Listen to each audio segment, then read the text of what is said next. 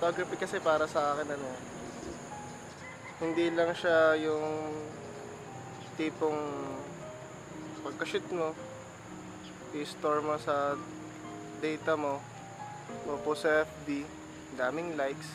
So, it's a good photographer ka na.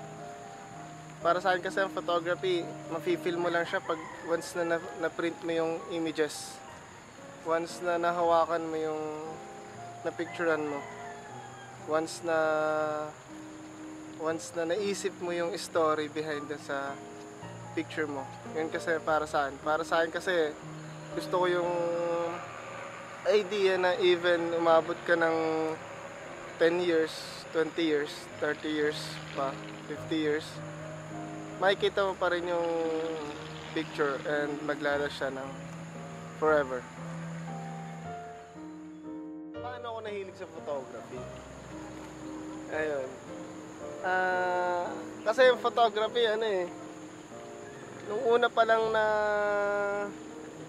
lumabas yung camera, film pa nun, talagang enjoy na ako. And then, nung nakahawak ako ng DSLR, hindi pa akin yun, talagang naramdaman ko na gustong gusto ko talaga mag-picture.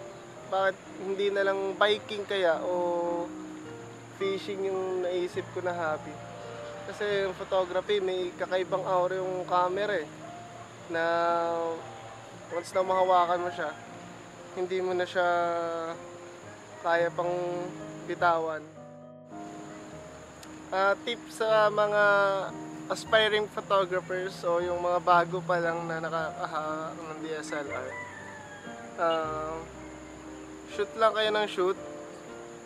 Tsaka isipin nyo muna sa isang lugar kung ano yung gusto nyo kuhanan bago kayo mag-shoot.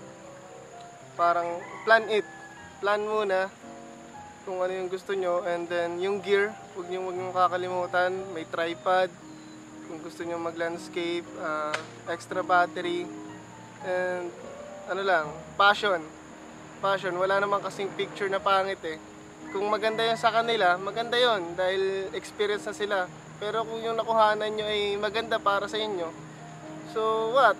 Kung pangit para sa iba, kung nagandahan naman kayo sa sarili nyo, okay na yun. I'm Toshi and I love cameras.